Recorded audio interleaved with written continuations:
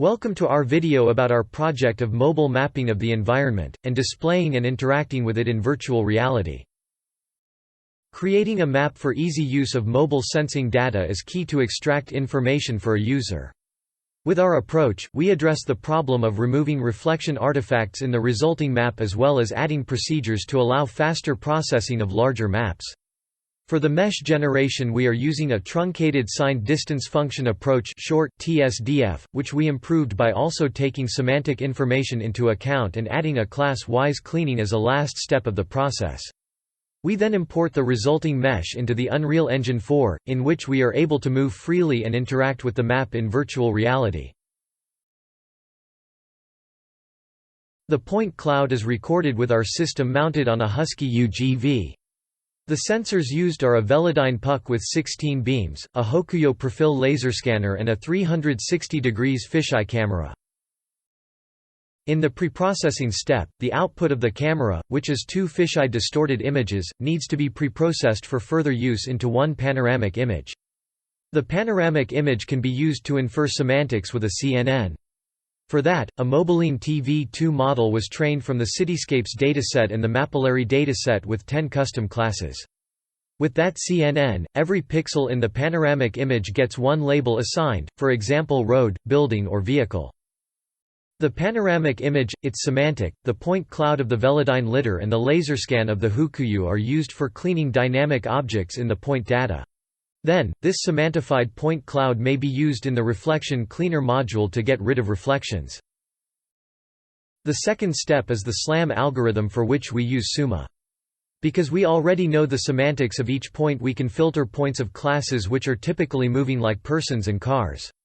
This allows us to navigate more precisely in a highly dynamic environment.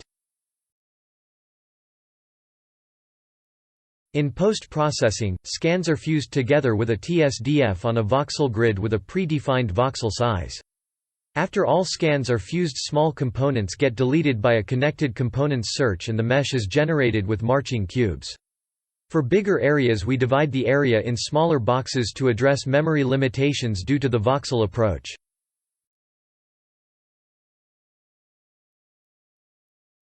Here you can see a result of our approach in virtual reality. The visualization in virtual reality is done with Unreal Engine 4. In here we can import and set up the meshes to have the correct color, lighting and position.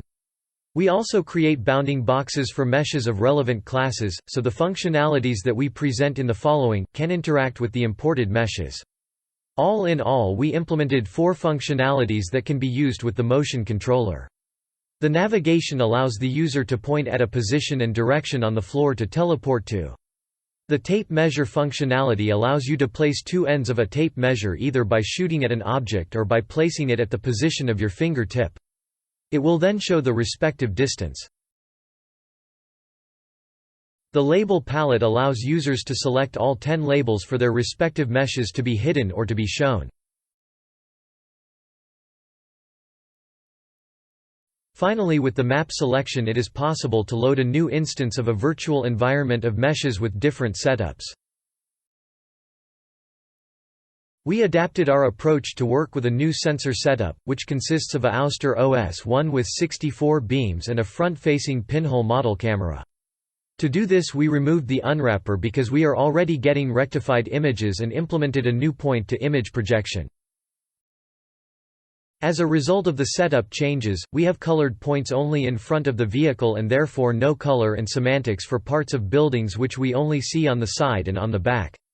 To use only valid colors and semantics we only include the color of a point if it was seen by the camera but include the other points for geometry information.